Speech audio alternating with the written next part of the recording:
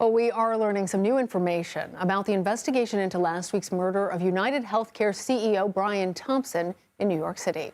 Investigators say they have evidence suggesting that the suspected gunman knew that the insurance company was hosting its annual investor conference in Manhattan before the shooting. The New York Police Department also tells CBS News that Luigi Mangione was not a UnitedHealthcare client. And all this comes as the Manhattan District Attorney's Office has started presenting evidence to a grand jury in the case against Mangione. At a news conference Friday afternoon, DA Alvin Bragg weighed in on the efforts to extradite Mangione to New York.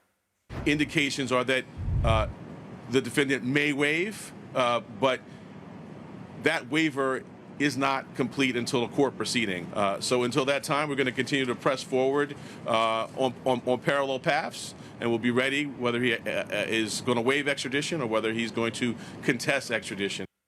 Joining us now is Anna Schecter. She's the senior coordinating producer for CBS News' Crime and Public Safety Unit. And Anna, you have been all over this story from the very start. So let's talk about extradition. What happens if he waives extradition? What's next? Well, if he waives extradition, this could move very quickly. You could have the U.S. Marshals transporting him to New York City next week. This could happen quickly. As District Attorney Bragg said, they're looking to Tuesday as a big day to find out about this. That's not on the docket, so us reporters were actually wondering, like, what does he mean? Did Mangione tell his lawyer that he will waive it? But he's also couching, because up until recently, like yesterday and today, he was saying he wanted to fight it, which could put it back 30 days. We're kind of up in the air. We're sort of, all of us covering this story, we're just waiting to see, is it going to be, Monday, Tuesday, or is it going to be after the new year?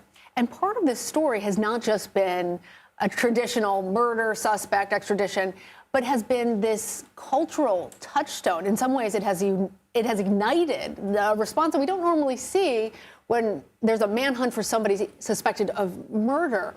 What's going on in society that has led to this moment? And what are you seeing? Such a great question, because I think the United States as a whole kind of erupted with this frustration and rage and kind of highlighting people's frustration with the healthcare industry and with insurance companies in particular and how they deal with claims. And if you look on social media, I mean, it is all over TikTok, Instagram, young people, old people. Does it change, though, now that we know that he was not a UnitedHealthcare customer? It's a good question, but I have not seen that shift now that that information has come out. The NYPD, probably in an effort to tamp this down, put out this information that there is no evidence that he was ever a client of UnitedHealthcare. What he did do is he wrote in his handwritten sort of justification of his actions that UnitedHealthcare is the 5th largest corporation in America, and so investigators believe that's why he's targeted.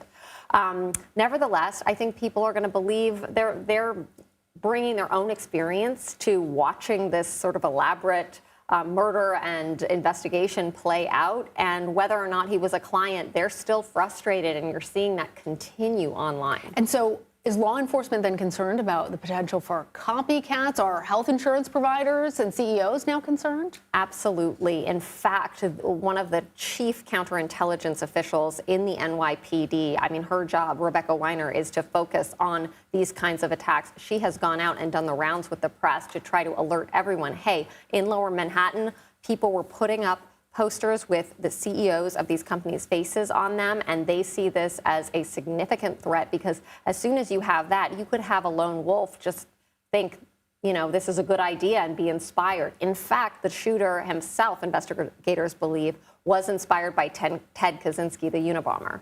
All right, a lot to continue to unpack there. Anna Schecter, thank you. Thank you.